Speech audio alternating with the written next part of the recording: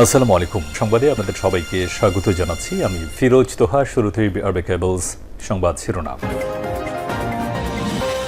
আবারও মধ্যপ্রাচ্যে ভয়াবহ তৃতীয় বিশ্বযুদ্ধ শুরু হয়ে গেছে। মার্কিন যুক্তরাষ্ট্র এবং ইরানের মধ্যে যে ভয়াবহ যুদ্ধ চলছে, সেই যুদ্ধে ইরান আত্মসমর্পণ করবে না, বরং ইরান হামলার তীব্রতা আরও বাড়িয়েছে। যে কোনো মুহূর্তে মার্কিন যুক্তরাষ্ট্রের সঙ্গে তারা ভয়াবহ তৃতীয় বিশ্বযুদ্ধের মধ্যে চলে যাচ্ছে। চলছে হামলার পর হামলা। আর এরই মাঝে আমাদের হাতে এসে পৌঁছেছে যুদ্ধের সর্বশেষ গুরুত্বপূর্ণ সবথেকে তাজা আপডেট সংবাদ আপনাদের জানিয়ে দিব। প্রথমেই জানাবো, হরমুজে ইরানের অনুমোদিত পথেই চলতে হবে জাহাজ, নইলে কঠোর জবাব জানালো আইআরজিসি। হরমুজ প্রণালীতে মার্কিন বাহিনীর প্রজেক্ট ফ্রিডম অভিযান নিয়ে উত্তেজনা তুঙ্গে ওঠার মধ্যেই ইরানের বিপ্লবী গার্ড বাহিনীর কড়া হুঁশিয়ারি দিয়েছে, তেহরানের অনুমোদিত রুট দিয়ে জাহাজ চলতে হবে। অন্য পথে যদি জাহাজ চালানোর চেষ্টা করে যুক্তরাষ্ট্র, তাহলে মিসাইল মেরে সব জাহাজ ধ্বংস করে দেয়া হবে বলে ইরান সাফ জানিয়ে দিয়েছে। এরপর জানাবো, আলহামদুলিল্লাহ, ইরানের পারমাণবিক কর্মসূচি এখনও অক্ষত। গত 2 মাসের যুদ্ধে একের পর এক হামলা হওয়া সত্ত্বেও ইরানের পারমাণবিক অস্ত্র তৈরির সক্ষমতা আগের মতোই রয়ে গেছে। হামলায় ইরানের পারমাণবিক কর্মসূচির ক্ষতির পরিমাণও সীমিত। মার্কিন গোয়েন্দা সংস্থার প্রতিবেদনে এমনটাই উঠে এসেছে। এদিকে এপ্রিল মাসে যুক্তরাষ্ট্র এবং ইরানের মধ্যে একটি যুদ্ধবিরতি কার্যকর হলেও উত্তেজনা এখনও কাটেনি। হরমুজ প্রণালী দিয়ে জ্বালানি সরবরাহে বিঘ্ন সৃষ্টি হয়, বিশ্ববাজারে জ্বালানি সংকট আরও তীব্র হয়েছে। এদিকে ইরানের উপর যুক্তরাষ্ট্র এবং ইসরায়েলের হামলা অবৈধ জানালো চীনের পররাষ্ট্রমন্ত্রী। চীনের পররাষ্ট্রমন্ত্রী ওয়াং ই ইরানের বিরুদ্ধে যুক্তরাষ্ট্র এবং ইসরায়েলের সামরিক পদক্ষেপকে অবৈধ বলে অভিহিত করেছে। বেইজিংয়ে ইরানের পররাষ্ট্রমন্ত্রী সৈয়দ আব্বাস আরাগচির সঙ্গে বৈঠকে তিনি এ মন্তব্য করেছেন বলে জানিয়েছে তাসনিম নিউজ এজেন্সি। এবারে জানাবো, হরমুজে প্রজেক্ট ফ্রিডম স্থগিতের ঘোষণা ডোনাল্ড ট্রাম্পের। হরমুজ প্রণালী দিয়ে জাহাজ চলাচলে সহায়তার লক্ষ্যে চালু করা প্রজেক্ট ফ্রিডম সাময়িকভাবে স্থগিত রাখার ঘোষণা দিয়েছে মার্কিন যুক্তরাষ্ট্রের প্রেসিডেন্ট ডোনাল্ড ট্রাম্প। আজ এই সিদ্ধান্তের কথা জানিয়ে তিনি বলেছেন যে ইরানের সঙ্গে একটি সম্ভাব্য চুক্তির অগ্রগতি বিবেচনায় এই পদক্ষেপ গ্রহণ করা হয়েছে। এবং সর্বশেষ জানাবো, শাপলা চত্বরে হত্যা মামলায় রাজসাক্ষী হতে চান সাবেক ডিআইজি জলিল। 2013 সালের 5 মে রাজধানীর মতিঝিলের শাপলা চত্বরে হেফাজতে ইসলামের মহাসমাবেশে হত্যার ঘটনায় রাজসাক্ষী হতে চেয়েছেন সাবেক ডিআইজি আব্দুল জলিল মণ্ডল। এরপর জামিনের আবেদন করেছেন তিনি। আজ আন্তর্জাতিক অপরাধ ট্রাইব্যুনাল 1-এর চেয়ারম্যান বিচারপতি মোহাম্মদ গোলাম মর্তজা মজুমদারের নেতৃত্বাধীন 3 সদস্যের বিচারিক প্যানেল এই শুনানি হয়। শুনানি শেষে তার জামিন নামঞ্জুর করেছে আদালত। প্রিয় দর্শক, এতক্ষণ শুনছিলেন সংবাদ শিরোনাম, এবারে বিস্তারিত। তবে তার আগে বন্ধুরা, অনুরোধ থাকবে এই সংবাদটিতে একটি লাইক দিন।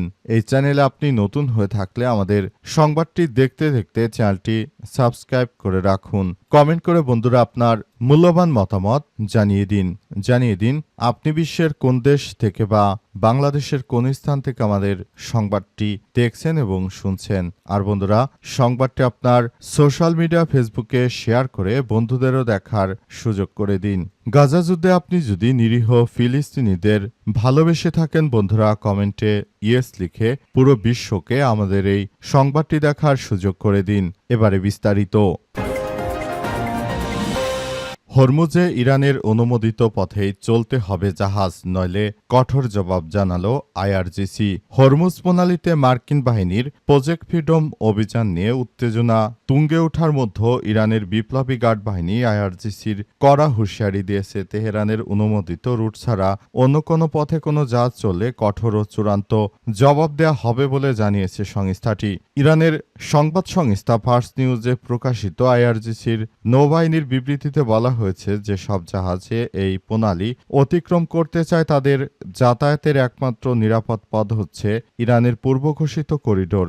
বিবৃতিতে আরও স্পষ্ট করে বলা হয়েছে, নির্ধারিত পথ এড়িয়ে অন্য পথে নেওয়া জাহাজগুলোর জন্য অনিরাপদ এবং এমনটি করলে আইআরজিসির নৌবাহিনীর পক্ষ থেকে কঠোর জবাব দেয়া হবে। এই হুঁশিয়ারি এমন সময় এলো যখন মার্কিন সামরিক বাহিনী সেন্ট্রাল কমান্ড বা সেন্টকম জানিয়েছে যে তারা হরমুজ প্রণালীতে প্রজেক্টাইল ফ্রিডম অভিযান শুরু করেছে এবং যে কোনো মূল্যে তারা মার্কিন যুক্তরাষ্ট্রের এই কার্যক্রমকে নড়িয়ে দেবে।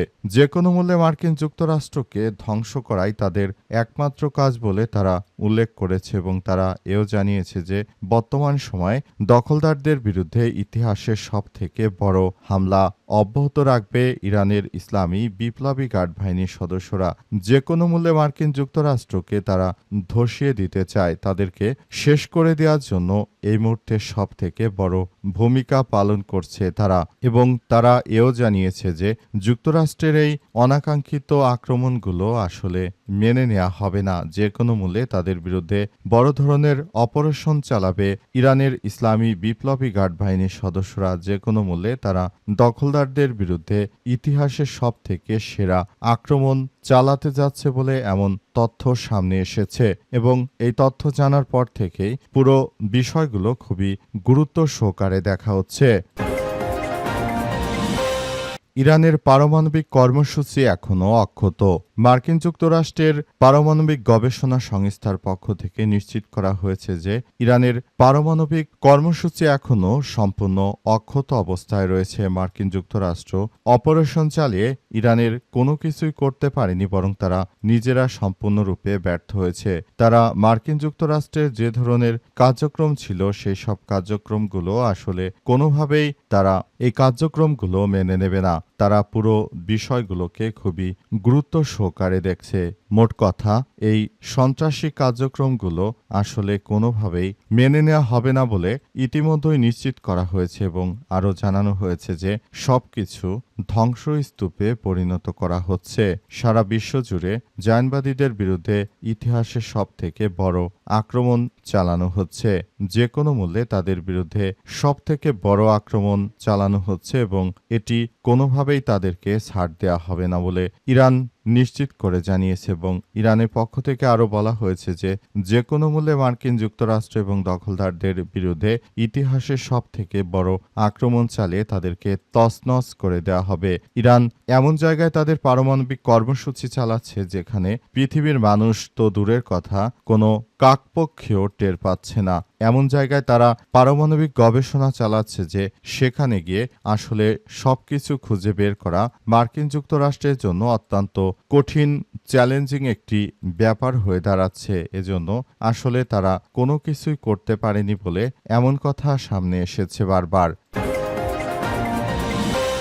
ইরানের উপর যুক্তরাষ্ট্র ইসরায়েলের হামলা অবৈধ বললেন চীনের পররাষ্ট্রমন্ত্রী। চীনের পররাষ্ট্রমন্ত্রী ওয়াং ই ইরানের বিরুদ্ধে যুক্তরাষ্ট্র এবং ইসরায়েলের সামরিক পদক্ষেপকে অবৈধ বলে অভিহিত করেছেন। বেইজিংয়ে ইরানের পররাষ্ট্রমন্ত্রী সৈয়দ আব্বাস আরাগচির সঙ্গে বৈঠকে তিনি এমন মন্তব্য করেছেন বলে জানিয়েছে Tasnim news agency. Wang Yi বলেছেন, মধ্যপ্রাচ্যে বর্তমান একটি সিদ্ধান্তমূলক মোড়ের মধ্যে রয়েছে যে আঞ্চলিক স্থিতিশীলতার জন্য একটি পূর্ণাঙ্গ যুদ্ধবিরতি অপরিহার্য। তিনি উত্তেজনা কমাতে চীনের প্রতিশ্রুতি পুনর্ব্যক্ত করেন এবং সংকট সমাধানে দুই পক্ষের মধ্যে সরাসরি সংলাপের উপর জোর দেন। বৈঠকে ইরানের পররাষ্ট্রমন্ত্রী সৈয়দ আব্বাস আরাগচি চীনের দৃঢ় অবস্থান এবং এর প্রশংসা করেছেন। বিশেষ করে যুক্তরাষ্ট্র ইসরায়েল হামলার নিন্দা করার জন্য তিনি বলেছেন, তেহরান ও বেইজিংয়ের মধ্যে সহযোগিতা ভবিষ্যতে আরও জোরদার করা হবে।